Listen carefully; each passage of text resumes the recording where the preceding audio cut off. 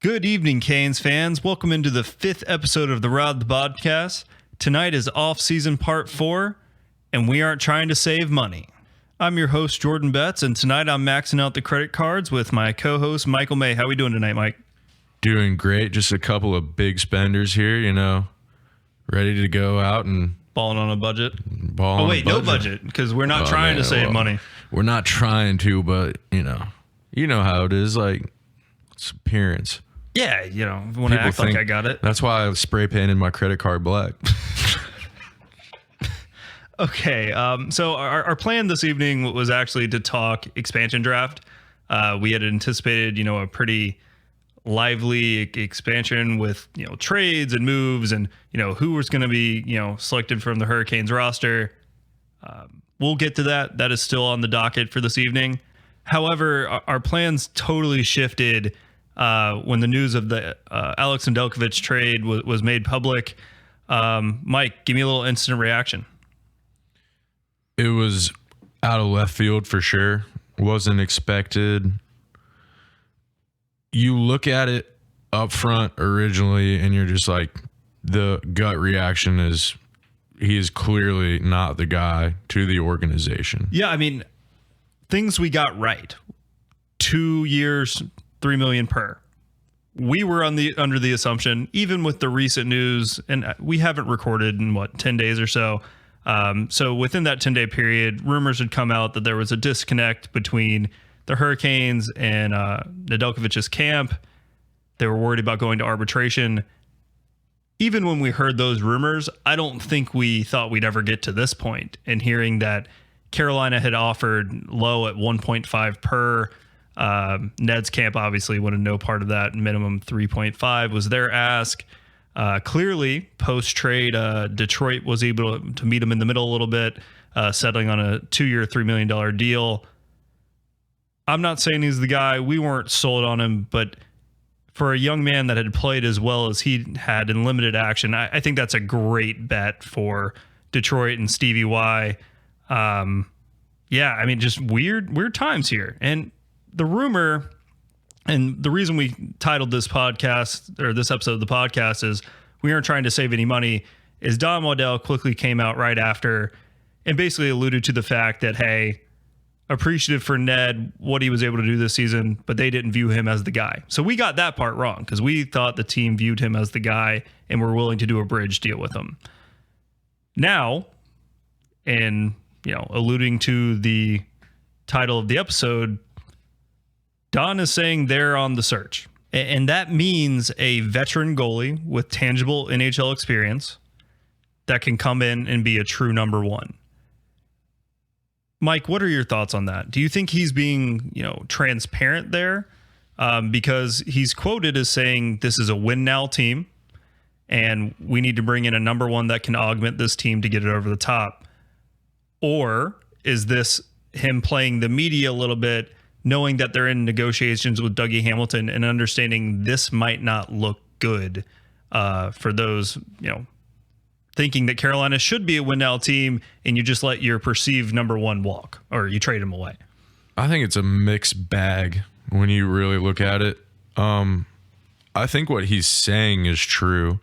I think it's fair from his perspective to say, look, the small sample size that we have available to us isn't justification for a 2-year contract. Does that mean a 2-year by $3 million or 3.5, which was the ask, is unreasonable?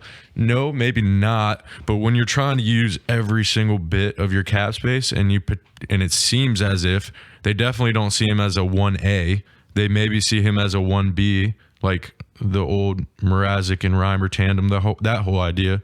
They maybe see him as a guy that could be a 1B. I don't think they see him as the dude, and that is why they're not willing to pay him for that number. For that role. Yeah. When I initially heard the trade, and I'm going to be fully transparent, I don't love it. I mean, the return, I know he's an RFA, but the return is meh. Jonathan Bernier and a third. However, the more I think about it, I get it. And when you were talking about it, to me, it's just more Don and the front office clearly believe this team can win. I think we agree with that. They weren't willing to risk next season and their cup aspirations on Ned having to be the 1A. And although $3 million is below market for a true one, if you're sinking $3 million into him, you're not bringing in, another, strong pairing guy that has starting experience. They're not going to heavily invest. It's organizationally, they just never have. They're not going to spend, 3 on Ned and 3+ on another guy to be your tandem. If they're going to do it, hey, they might pay Frederick Anderson 5+. They might trade for a John Gibson or one of the guys in Vegas, or Darcy Kemper or something along those lines. A more established NHL veteran with proven, 1A upside that can carry, put the team on the back and carry them in this fairly friendly goalie system. Yeah, and like you kind of alluded to, you're taking a major risk on the potential that Nedeljkovic has a slump or something like that. And it happens. I mean, there's always a learning curve with goalies, and you never know what could happen. And it's just a big risk for an organization that thinks we need to put ourselves in a position to win now, to invest in a guy. And I don't think 2x3 is investing in him as your starter, but it may be just enough to not get the guy you want. I just think it proves that they had another guy in mind, and they were willing to run with him as 1B. If it was, I think their number was 2 million. I think they went in at 1.5, hoping to get to 2 million. I think Nedeljkovic's camp came in at 3.5 with the goal of getting 3 at a minimum. Right. And going to arbitration was not going to happen in Carolina. That was a hard deadline for the Canes front office. They were never going to let it get to that point. Yeah. And I think today verifies that. Like, the fact he's traded today shows they had no interest ever getting to that, point. Because I think to your, observation, if they get him at 1.5 or 2, then he can be your B. He's your 1B, and I think he's a perfect guy for that role. And you can have a $5 million 1A. Absolutely. 5.5, whatever you want to spend. This is a great thing for Ned. He ends up getting probably the terms he was at least parameter wise looking for, and he gets to go to Detroit.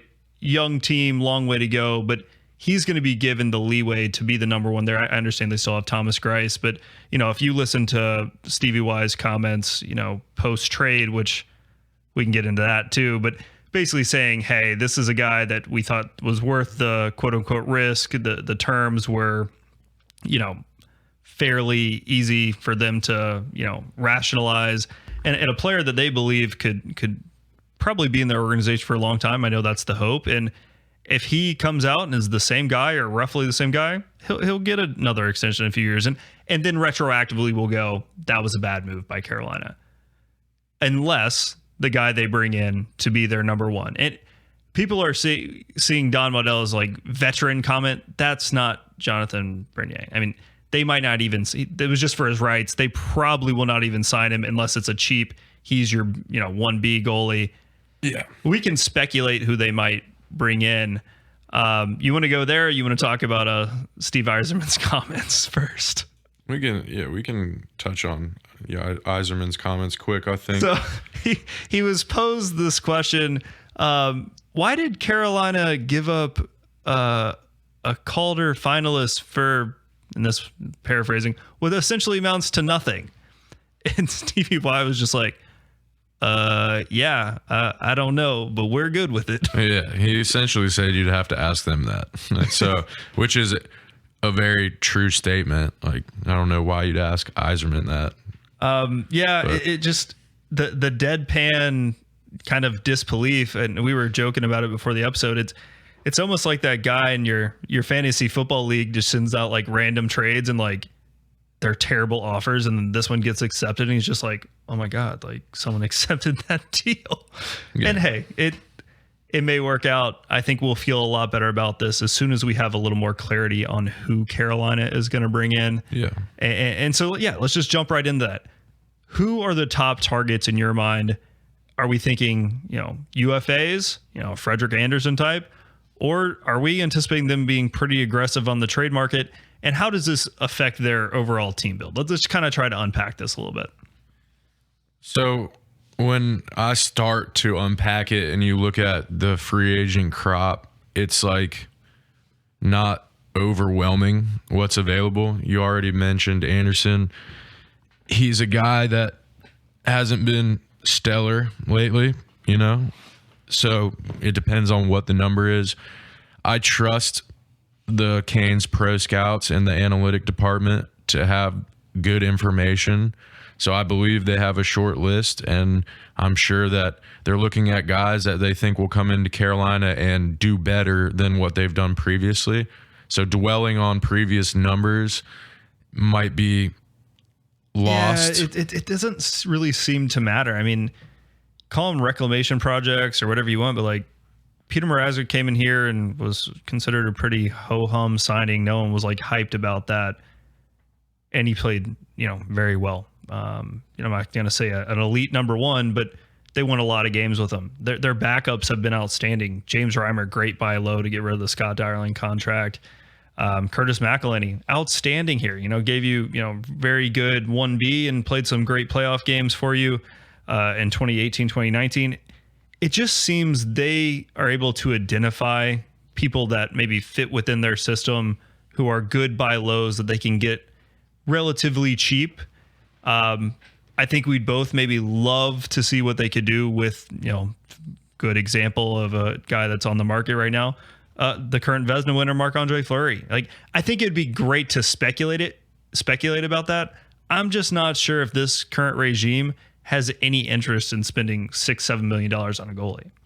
No, I don't think they necessarily want to spend that much. If Fleury is on the table, it might be at 25% retained or something like that for it to match their budget restraints. Imagine if they pulled the deal on the trigger on that deal last year. I mean, we might be talking something a little different. It was what, 50% retained, 50 picks, retained, and a second rounder. Yeah, crazy. Marc-Andre Fleury on 3.5, and geez, that would have been heartbreaking. Maybe Vasi isn't able to steal that series versus Tampa, but can't be high in Monday morning quarterbacks revisiting things that didn't happen. We're focused on the future here on the podcast. Absolutely. I mean, you look at the free agent crop, and Tuukka Rask has already come out and said he's not playing anywhere but Boston. So, I mean, I would think it is extremely, extremely unlikely for anything to develop on that front. Anderson has been a name linked to the Canes in the past. I could really see them kicking the tires on that one and seeing what the numbers look like. Yeah, he's coming off a 5x5, right? Yep. I just think, and he's a big name, obviously played in Toronto. He seems like the kind of guy that whose stock's down, didn't really live up to the contract. No. Tons of pressure to play in that market with the, insane expectations. He's maybe a guy that, has established himself as a, legit number one at times. Maybe hasn't been consistent enough for that moniker.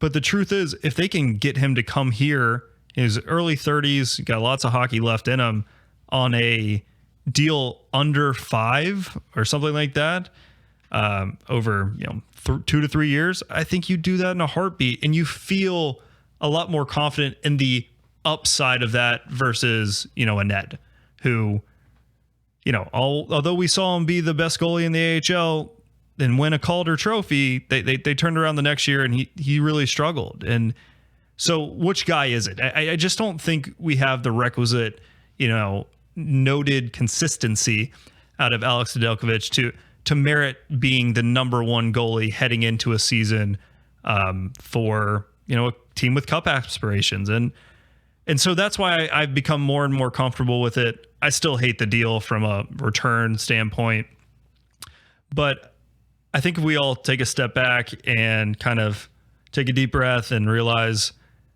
as fans, especially Hurricanes fans who have had, been deprived of consistent hockey play or goalie play for many years, that we shouldn't just fully put all our eggs in the basket of like quote unquote the flavor of the month, Yeah. because we've seen and he may be the guy, we've seen Peter Mrazek be, oh my God, we love him. We've seen Curtis we love him. Oh, Reimer's winning all these games. Oh, Ned, like a lot of guys have had success here in the past couple of years winning games. I don't think we should be that concerned about losing a guy that's played a handful of NHL games. No, I don't think it's the end of the world. Honestly, we'll see. There are plenty of options. I mean, we've talked about Anderson, another guy we've been linked to in the past. It's a free agent, Antti Raanta. Like, he's also in that early 30 range, I believe 32 years old. Another guy that, another Finnish guy you could add to the roster. Those guys seem to do well here. They seem to do well here. I mean, Grubauer, after a fantastic last season, he's going to be expecting a big payday. Yeah, that one's probably going to be priced out, and I'm not sure I would deal that one. I mean, he's a guy that was kind of up and down in Washington and, playing with what is the best roster in the league, maybe outside of Tampa Bay with the Avs, and they might even have the best roster in the league.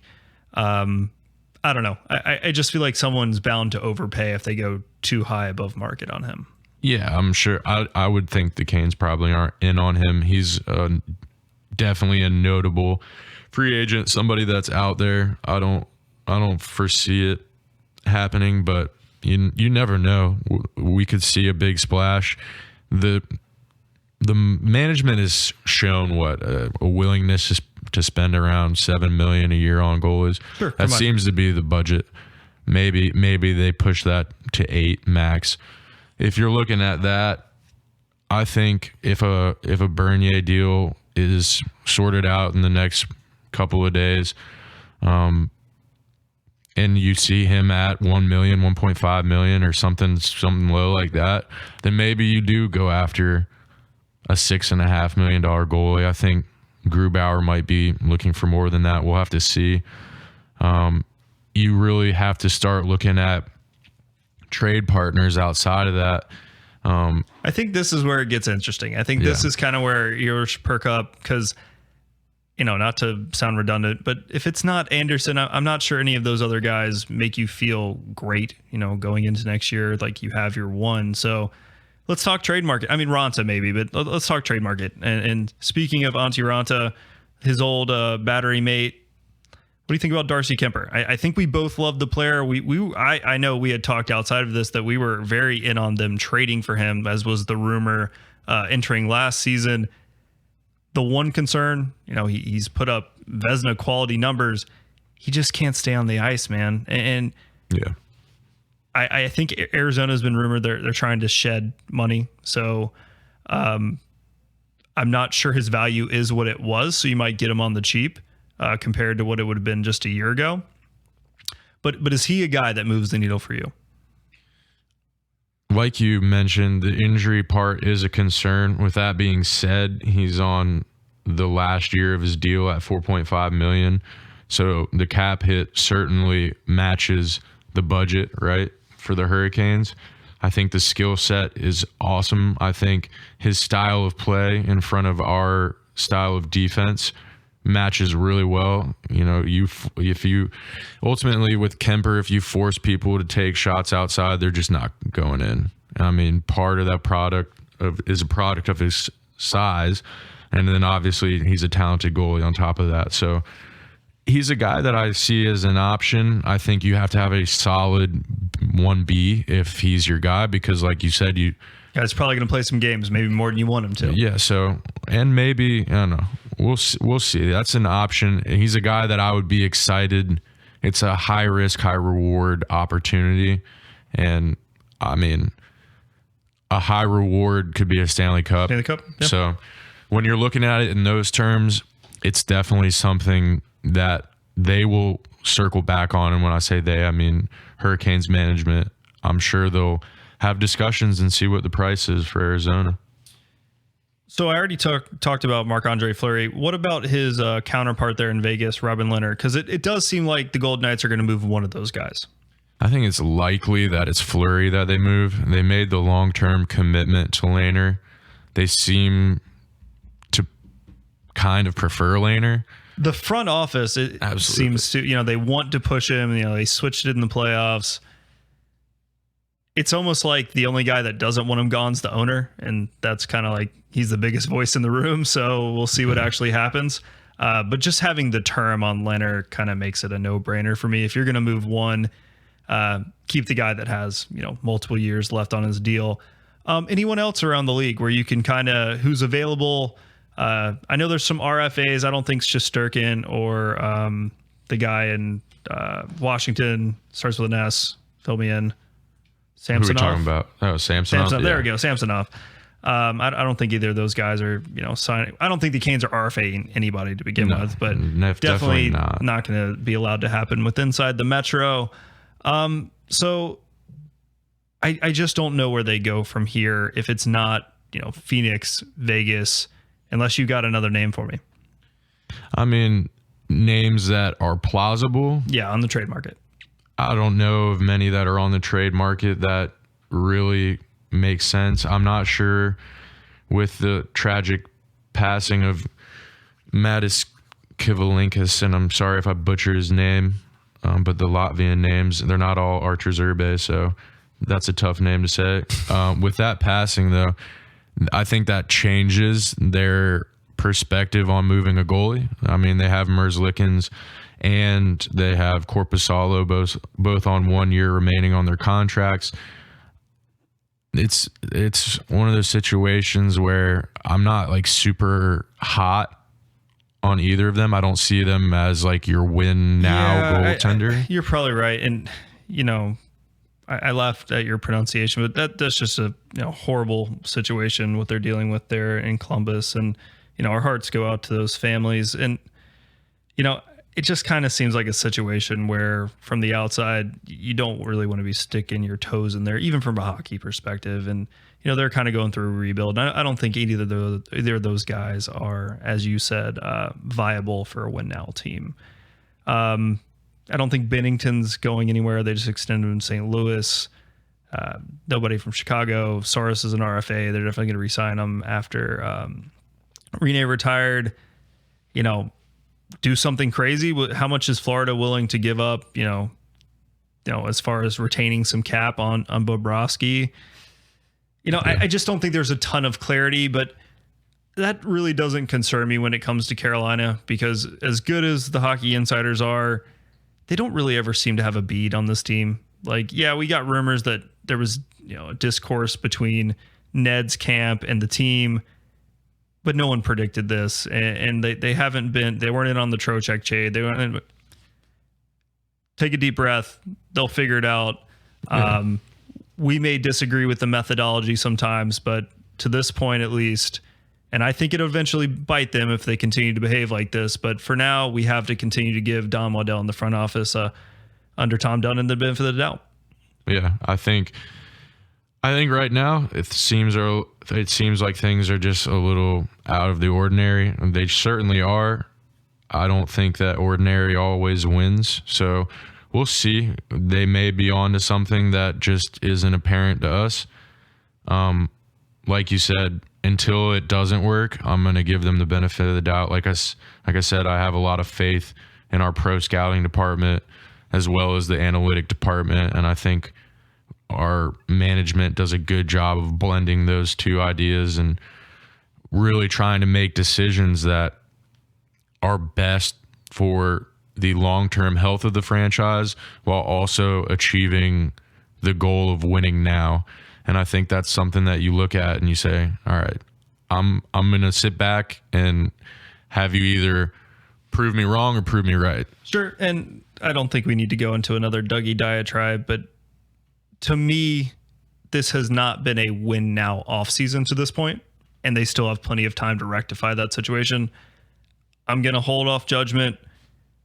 I'm not calling calamity if Dougie does end up signing somewhere else, but I think the reoccurring theme this entire offseason that you've heard from us is they got to do something. And I think the Ned stuff has been very much overblown because I think they'll replace him with a more established option. And for now, that's just kind of where we're at.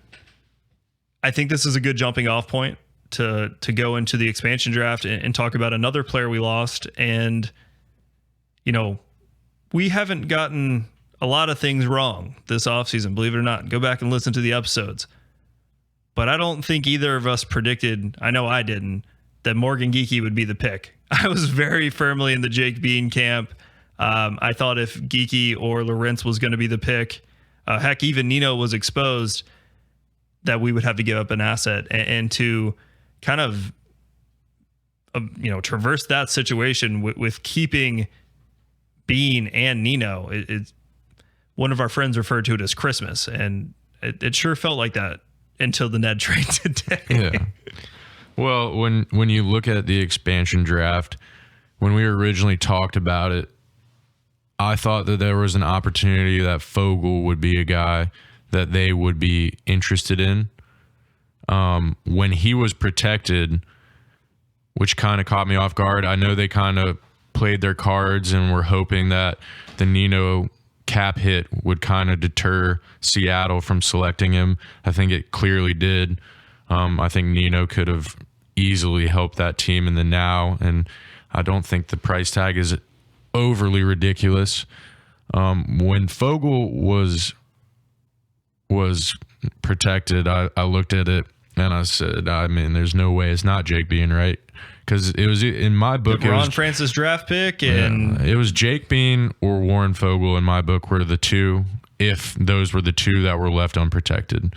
So the Geekie pick caught me off guard. Do I think it's a good pick for Seattle? Sure. I think he's a guy that can go and do more than he does here. He's going to get an opportunity, I think, probably play a little bit more third line minutes than he would in Carolina. So it'll be good for him, and I think it's obviously good for the organization. I think around the league, people may be a little underwhelmed by Seattle's haul in the expansion draft. What's the hardest thing for them to get, though? It's centers. So to get a young guy that's flashed in a limited sample size in the league, can be your third, fourth center, can play on the wing, can play a 200-foot game. It's just a question of if you have the foot speed. I get it from their perspective because their blue line's actually pretty loaded. And so I really just thought Bean would be the pick. He's a Ron Francis draft pick. Geekie was as well. But to just get a guy with that much potential upside as a former first rounder was a surprising pass. And even to pass on Nino Niederreiter as a guy that they probably could have brought in if the team's competitive, get him for a playoff run, good juju there, and maybe you re-sign him after the year. If not, you flip him at the deadline and you probably get more assets. I think where I'm confused with Seattle's haul is, and maybe teams learn, there weren't side deals available. I've heard that maybe the asking price from Seattle was just way too high. I'm just not sure what the way forward is for this team. Their one major asset now is they have a ton of cap space, which can be weaponized, especially in the flat cap era. But they don't seem like the front office that's going to, at least to this point, we saw it a little bit in Carolina when Ron Francis was here, but I'm not sure they're going to weaponize that cap space and take a bunch of bad contracts just to get assets.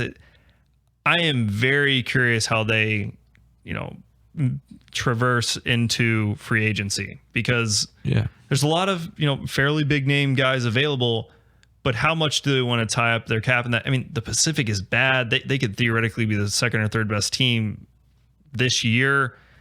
I don't know. It's just an interesting team building philosophy, way different than Vegas, especially when you consider there was a lot more big names available this time through. I think that they sat back and said, we're not going to do you a favor. Taking on these contracts, you're going to have to get somebody to take on these contracts anyways. A lot of the, why would you go out and, not to say, but why would you take Tarasenko when he doesn't want to be there anyways? His value isn't going to go up the longer he stays on the trade block, right? That's going to get, that price is going to get cheaper and cheaper unless he decides he's going to play in St. Louis and comes out and is on a tear. But so you're talking about taking on assets that are going to depreciate over time, right? So I think they, like you said, are planning to weaponize cap space, whether that is making a huge splash and doing the unthinkable and going after an RFA, which would be out of character for Ron Francis. But I mean, never say never with the people that are available for that. We don't think it'll happen, but maybe he sticks one to Tom Dundon, offers Andrei Svechnikov a just massive deal. No, I think we both agree Elias Pettersson would be the person to target. And really, let's throw some fuel on that regional rivalry, get things going there with Vancouver. And wow, what a way to start your hockey franchise if that was your move. I mean, with the cap space they have, they could legitimately throw McDavid money at Pettersson, and you've either A, got Pettersson and can afford him, or B, you just forced your rival to probably take $2 or $3 million over what they wanted to take. So I mean, with Quinn Hughes to sign too. I mean, it's a really could be a masterstroke type of move. It would be entertaining for all of us. I'm here for it. Unlikely, just stay away from extremely Stetch. Unlikely. Yeah, just stay away. I don't think I think the only thing that, from our perspective, in here in Raleigh, that Seattle could affect us at this point, and I think they could be major players with Dougie. Obviously, the sides communicated prior to Wednesday's expansion draft and didn't come to terms. That doesn't shut the door. I mean, they did the same thing with Landeskog and other free agents. I think, after listening to the PDO cast today with Dmitry Filipovich, really got me. Dougie is the perfect fit for that team and how they are built currently. It just needs a, high volume offensive driving, right shot D man that is really going to play well with their forwards who, although aren't the most skilled, are guys that live out in front of the net, are going to play that grinder style and really live off the rebounds he creates. Yeah. And if you're Ron Francis, you could be talking to Dougie's camp. You could give them your offer. They say, no, this is what we're looking for. And you say, let me circle back to you at the beginning of free agency. Let me think about the old double Let dip. me go get Morgan Geekie, not take a defenseman. I mean, maybe, let's go get a young center that's going to plug into our bottom six right away. And then let's circle back and get Dougie as well. It is not impossible. No, I actually kind of think it makes a ton of sense. It does make a ton of sense. And I think that's a market. Dougie would do fine. Whether Dougie realizes this or not, and this is just an outsider perspective. Obviously, we don't know him as a man, or we've just watched him play hockey and hear what people say about him. There are certain markets that it's perceived he would struggle in. Heard Philly was very interested. I don't think he would do well there. He struggled in Boston. I think all the Canadian media markets are just pretty overbearing. This is a guy, it seems like a genuine human, great guy, but just kind of wants to go play hockey and then be able to, lay low. And you can't do that in the Northeast. You can't do that in Canada. I think he could go to Seattle, very accepting environment, and just thrive. Just how he does here in Carolina. And to me, I think that'd be a phenomenal fit. And if he does leave the Hurricanes, that's where I hope he ends up. Yeah. Well, first of all, I would. It's not the Metro. We don't play him that often. Put him on the West Coast, and that'll ease the pain a little bit, right? I'm just saying as a Dougie, fan. Yeah, absolutely. No, I'm 100% behind everything you said. I think that is a place that makes sense for him. I look at the teams out there, and I really don't see many fits like Carolina for him. So. We'll see what the money looks like. So Carolina is just such a tough team to project for because their negotiations stay relatively quiet. We've heard things from they'll do high AAV, but for a short term. Now the most recent one is they don't want to go above 7 at all. I'm not sure anybody really knows. And to me, I'm sure not. I think they have their number. And that number is probably 7 or 7.5 that they don't want to go over at all. And it's just going to come down to, does Dougie Hamilton realize this is the place he wants to be? And he's probably turning down, $1 million plus annually to stay here. Yeah. And I don't think it's right for us to criticize or project what he should do, and that's his decision and his prerogative, and he has every right to do so because he's earned this. and been a great player in the league. So, excuse me. And I know I'm of the belief that we want to keep him. I'm just ready for this saga to begin playing out. And hey, we'll get some clarity on that. And I think it'll kind of drive where we're going the rest of the offseason. But yeah, losing Morgan Geekie was not the player we expected. Wish him all the best. Him and his, Pizza Hut? Can't Pizza Cut? He's got like a gold card or something. Oh, yeah. Good for him. He'll take that to the West Coast. I'm sure his teammates will love it.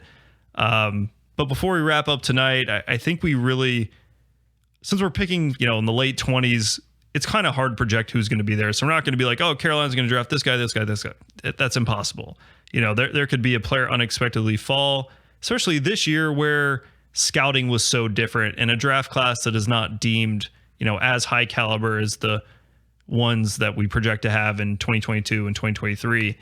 So I think, Mike, you're our prospect guy. Give me like your top 10 and maybe just some guys to keep an eye on that may end up in Raleigh. And just brief overview. I don't think we have to spend a ton of time on it just because it's so unpredictable. Well, really quick, I'll circle back to the previous topic before I hop into that. Cool. Just really fast, I think it is very, very early in this offseason. I think there is going to be a ton of moves that the Hurricanes are going to make. I don't think it's near time to panic. I think first and foremost, get this fetch deal done. After that, it might take a while because they're going to negotiate hard. They want 8, and obviously his camp's going to want less. So it's going to be a negotiation. It might be a little while till we get a result on that, but there is going to be a lot of movement. We've already found out today that there's going to be a new number 1 goalie in Carolina next year. It is highly likely that there is going to be a new defenseman in Carolina. Maybe Dougie returns. That's the biggest storyline of the offseason if it happens. Even if Dougie stays, they either got to re-sign Hakanpää or bring in someone else. So, there's going to be a change on the blue line.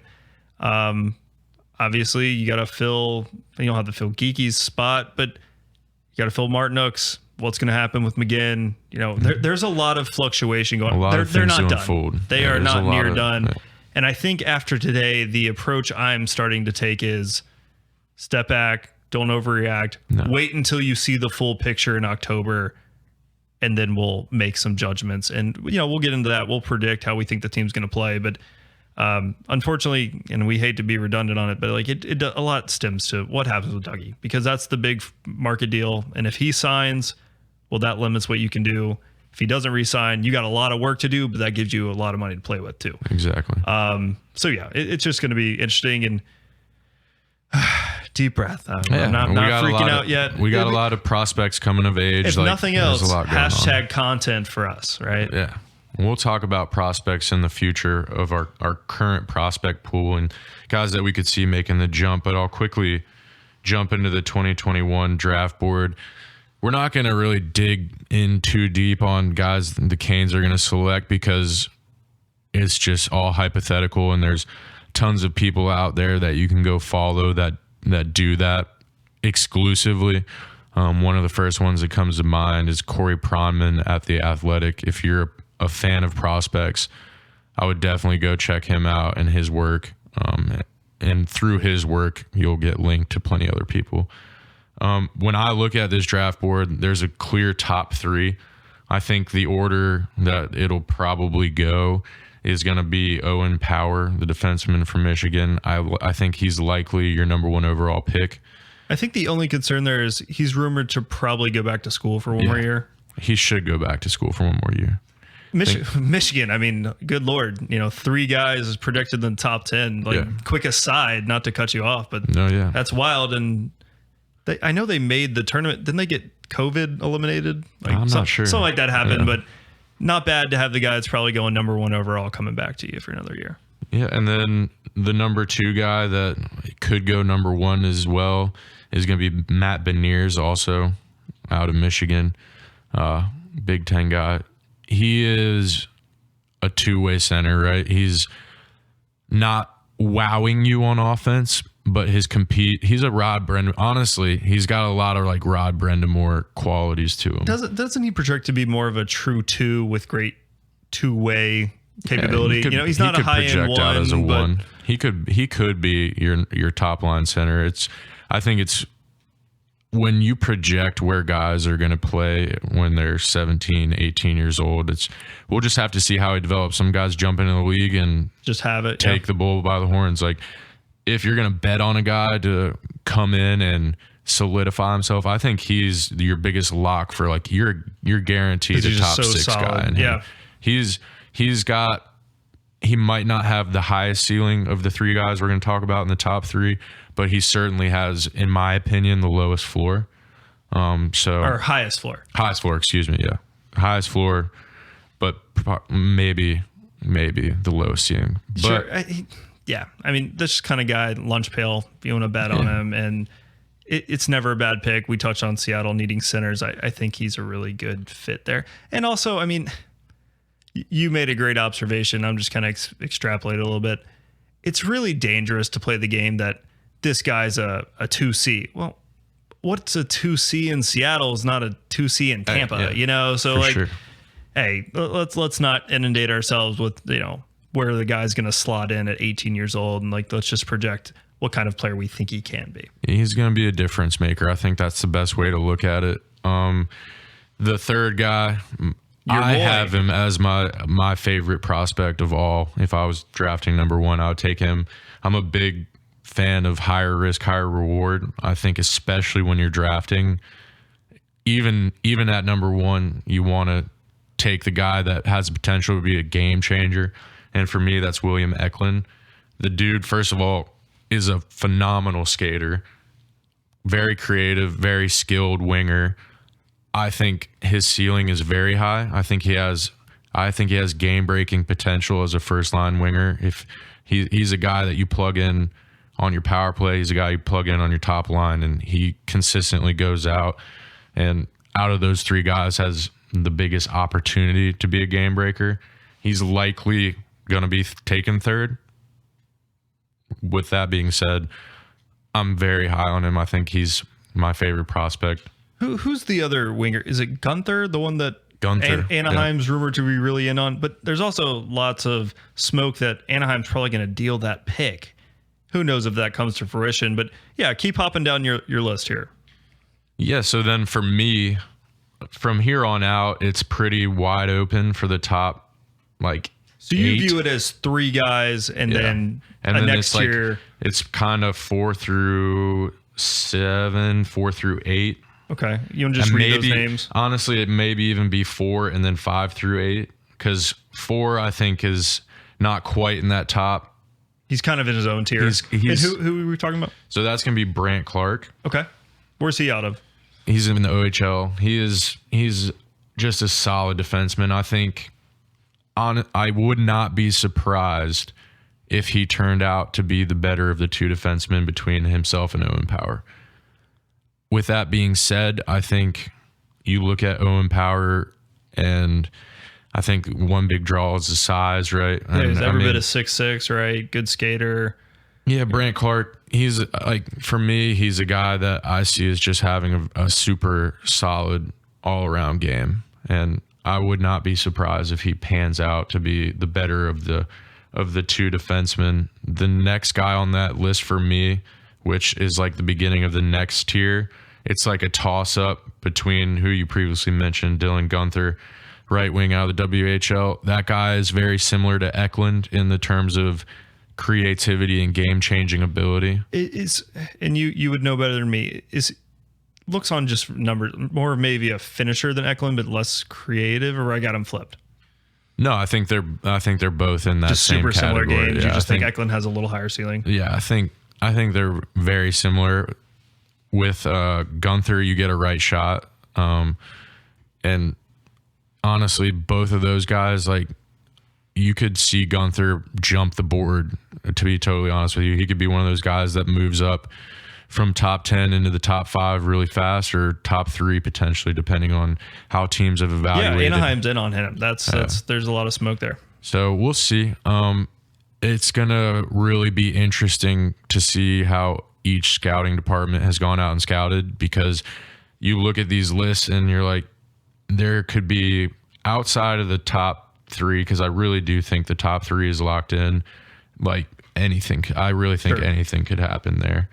The next guy that's kind of in that same category is defenseman out of Sweden, Simon Evanson. A lot of people like this guy. Yeah. A lot of people like this guy. Very physically gifted.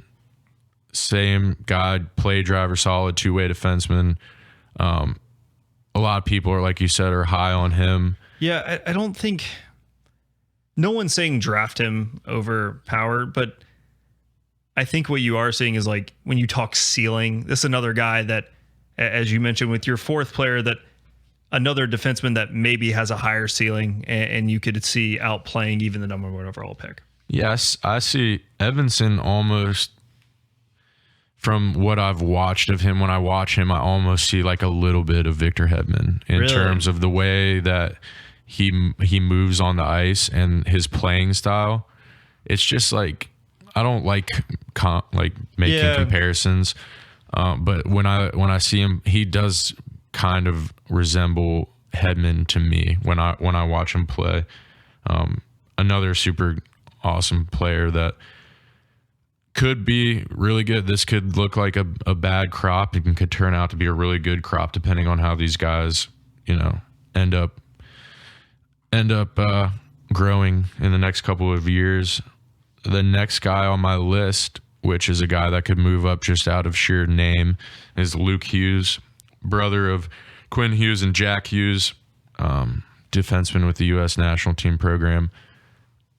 That Hughes name is pretty popular in the AHL these days. It's popular, and he also happens to be 6'2" and skate just like his brother. So a little bigger. A little bit bigger, and has the same ability to skate. He's going to have to grow into his defensive game. He joked that he's like, when asked how he's better than Quinn or whatnot, he said he could actually kill penalties, was his joke that he made. Well, I mean, speaking of the Hughes brothers, and I love that, but speaking of the Hughes brothers, both of their teams are picking the top 10. So does New Jersey pass on him at 4? Is that something they want to reunite him? No, I would be shocked if Vancouver passed on him if he fell all the way to 9, I believe. I can't remember where Vancouver's picking off the top of my head. I think it's 9, 8 or 9. I have to Google it. It's in the top 10, but yeah, if Luke falls to that point, I would have a hard time believing they wouldn't unite the brothers, and that'd be pretty cool. Who's your next player? Next on the list. Is this 9 for you? So now we're at 8. 8. Okay. Yep.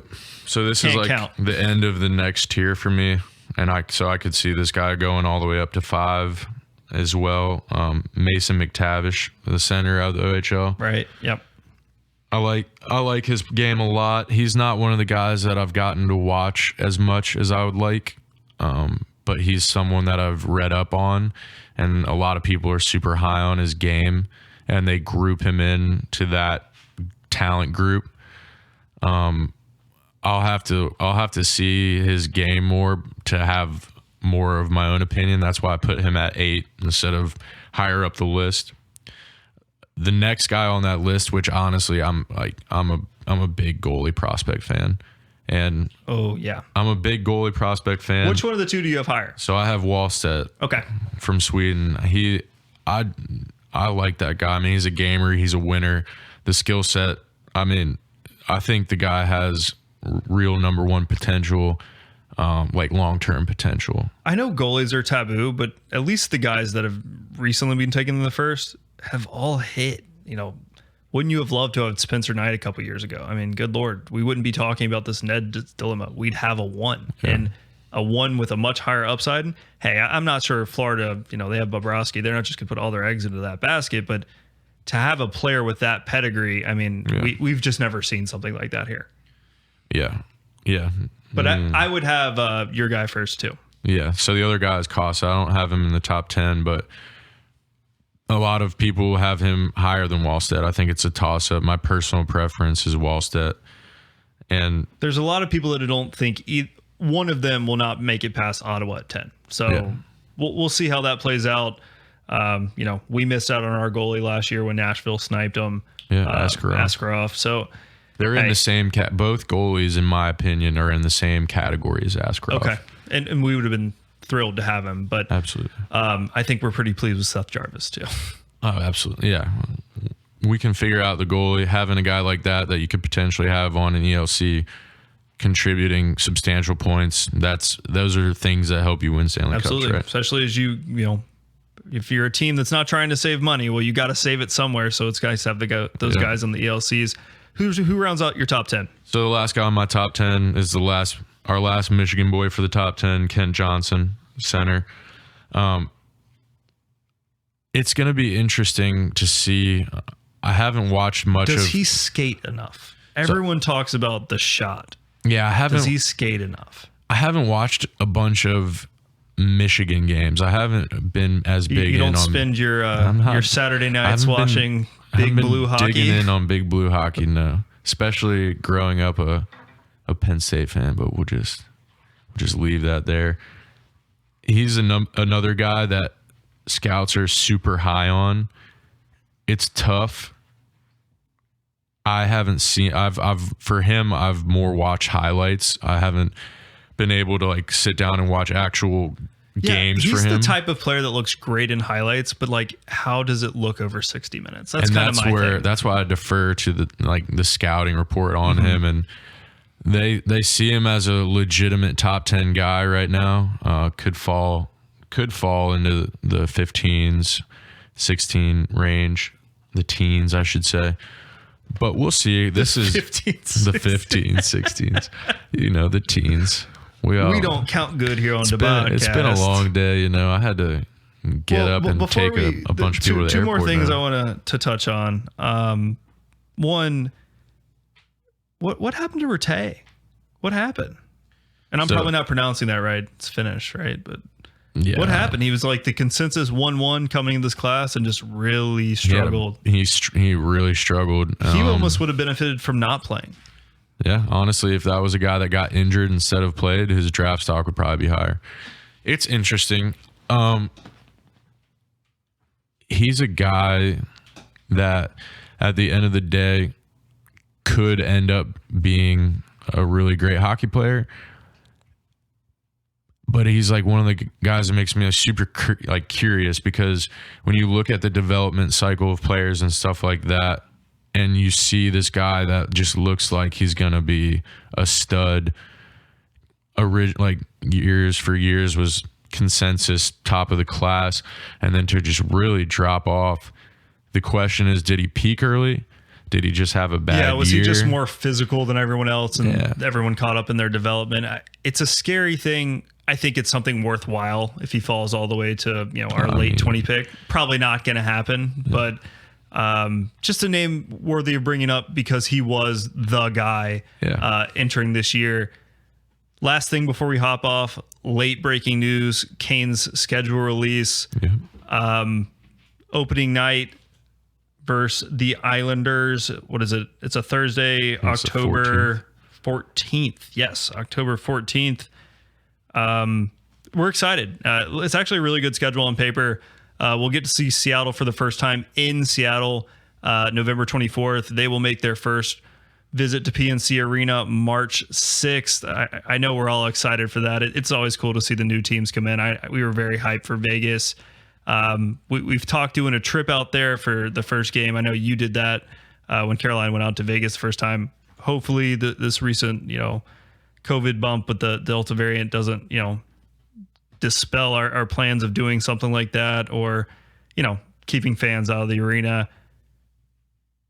Definitely not going to end on that sour note. So what we are going to talk about is bright spot. I think there's 16 Friday, Saturday night games. Awesome. That number jumps to 29 if you include Thursdays. There's 13 Thursday night games. Going to be tons of great opportunities to get out to PNC Arena and support the team as they, embark on their quest to kind of get over the hump and prove they are Stanley Cup contenders. But yeah, we were thrilled with that. Anything you want to add? Yeah, super excited. Hopefully we can make the Seattle trip happen. That would be something awesome to be able to share as well with everybody that listens in. The podcast hits the road. The podcast hits the road live from Seattle, from the Space Needle. We'll just climb the Space Needle. We'll take an album cover photo like Drake's album. Isn't that Toronto? Yeah, I know, but it looks like the Space Needle. Close enough. We could pass it off. Ours will be the Space Needle. Yeah, which is even cooler, but that's just another a lot of fun tonight. Obviously, we covered a lot of ground. Ned trade, expansion draft, previewed the upcoming entry draft tomorrow evening. As always, thank you for joining us. Give us your feedback across platforms. Mike, tell them where they can find us. Yep. Come back in for the next podcast where we go over the draft and cover whatever crazy things Don Waddell does between now and then. Might have some turtleneck time. We'll have to see. You can follow us on Instagram at the Rod The Bodcast and on Twitter at the Bodcast. Please make sure to subscribe, follow, like, and rate the podcast on whatever platform you are listening on. We are on, but not limited to, Apple Podcasts, Spotify, Google Podcasts, Podbean, and YouTube. As always, thanks for listening, and don't hesitate to reach out on any platform.